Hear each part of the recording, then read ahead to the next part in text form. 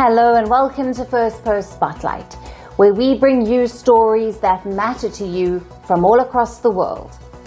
From breaking news to the day's biggest controversies, we shed light on issues that shape our world. I'm Alison Lagrange, live from Durban, South Africa. Let's begin with the top headlines. US President Donald Trump warns Canada it may lose a US trade deal after Ottawa's decision to recognize a Palestinian state, echoing similar moves by France and the UK. Ukraine's President Volodymyr Zelensky urges allies to topple Vladimir Putin's regime after a Russian missile strike killed 7 in Kiev, including a 6-year-old boy.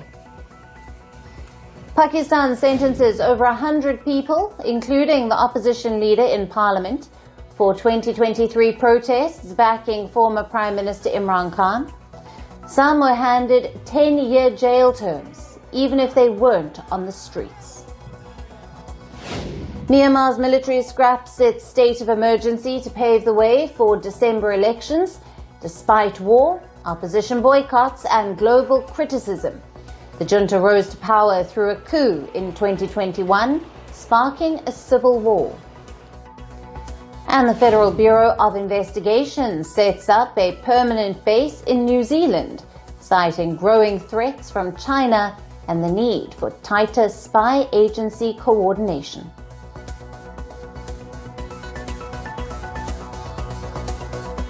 Hello and welcome. Let's take a look at our top story. It felt as if a breakthrough was near. India stayed patient, almost certainly calculated. Intense backroom talks for months, everything was thrown under the bus.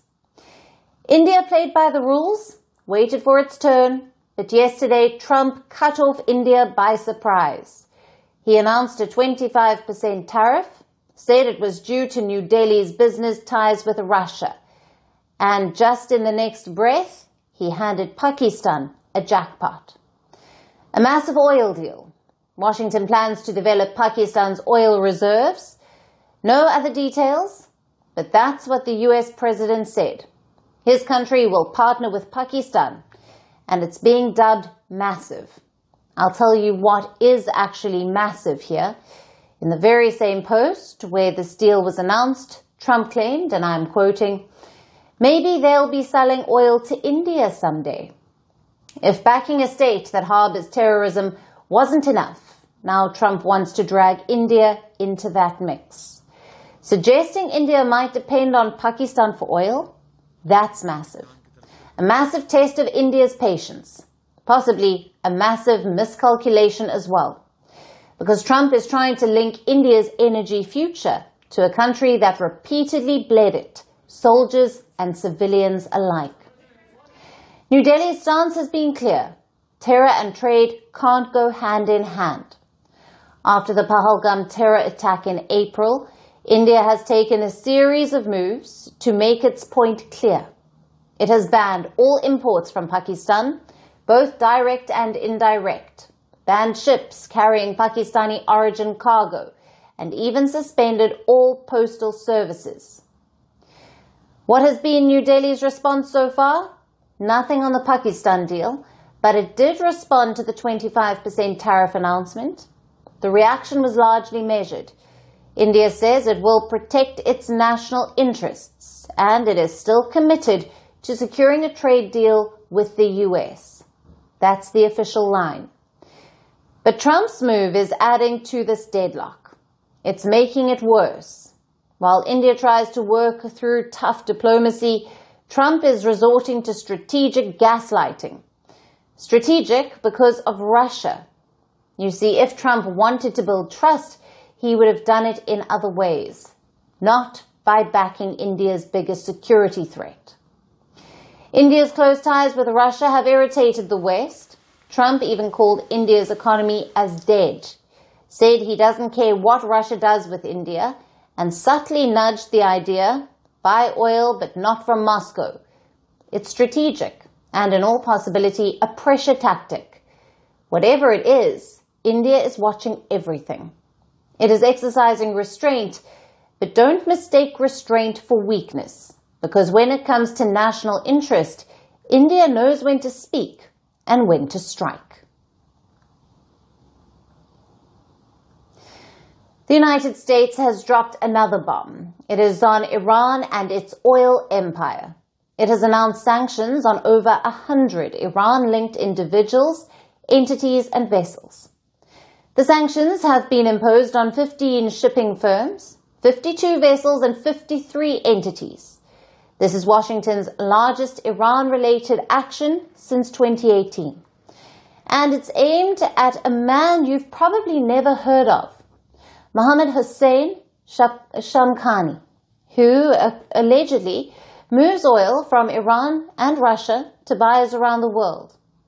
He is the son of Ali Shamkhani, a top advisor to Iran's supreme leader Ayatollah Ali Khamenei. Ali Shamkhani was sanctioned back in 2020. Now it's his son and his entire global web under fire.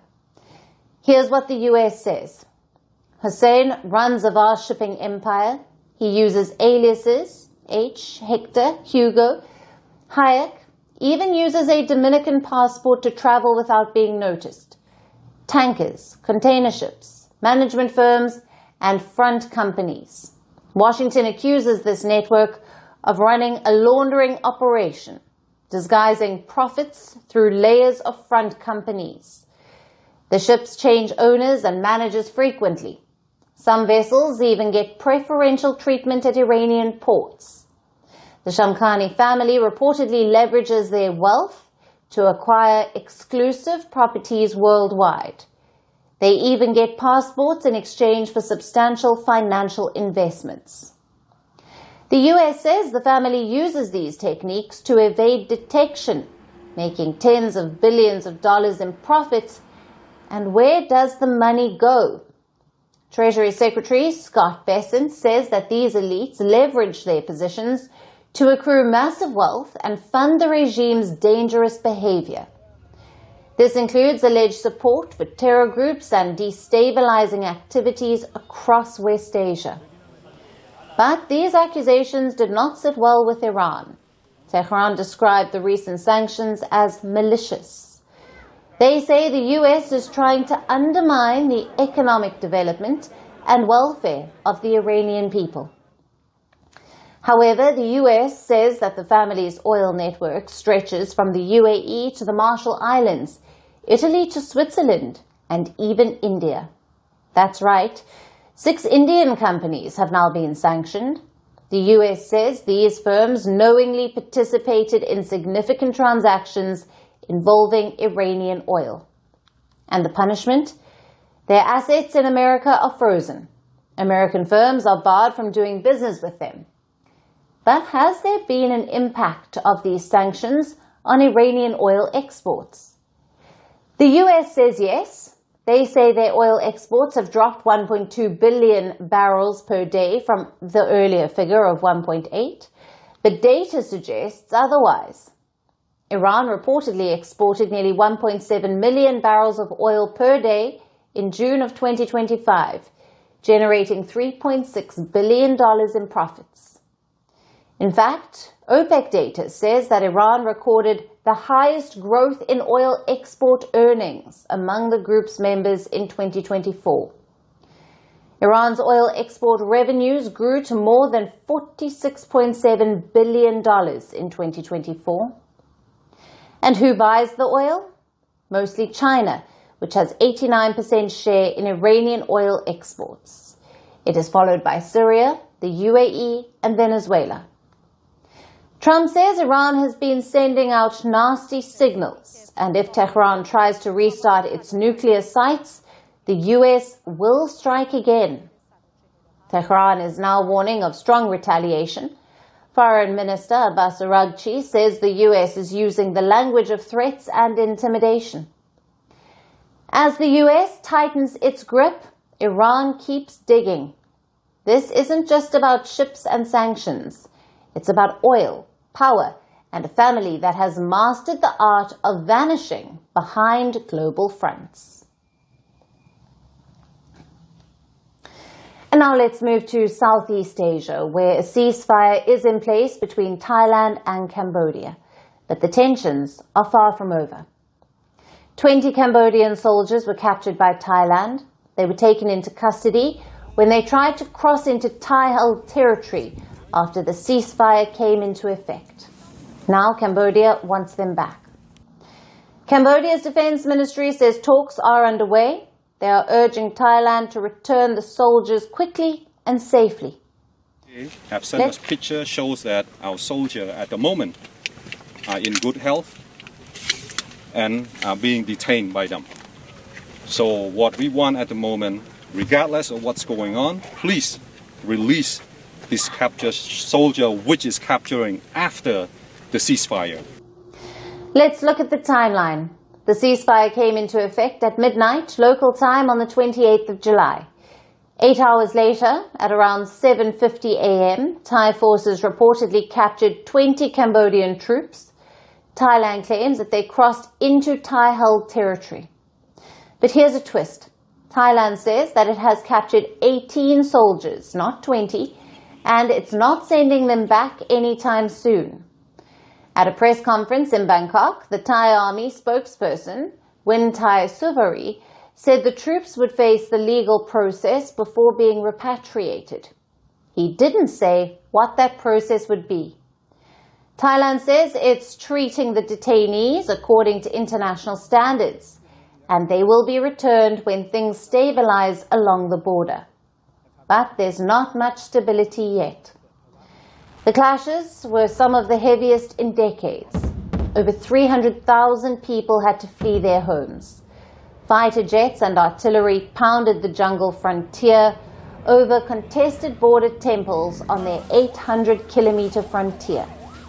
And in the aftermath, 43 people died. The ceasefire that was brokered by Malaysia last Tuesday has mostly held, but not without friction. Cambodia says Thailand has already violated the truce twice. Two breach of the ceasefire yesterday, and this is the case number 2 is right here where we stand and where you see the statue and the monuments.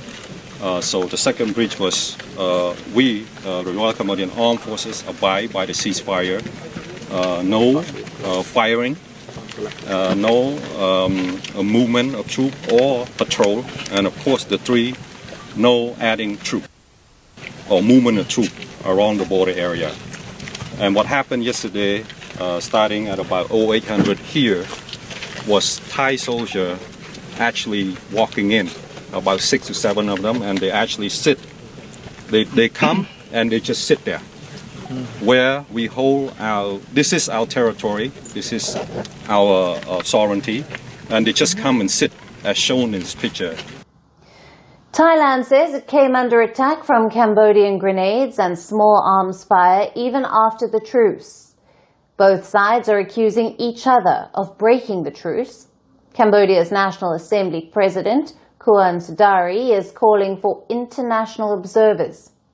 She says the ceasefire must be enforced and that the violators held accountable.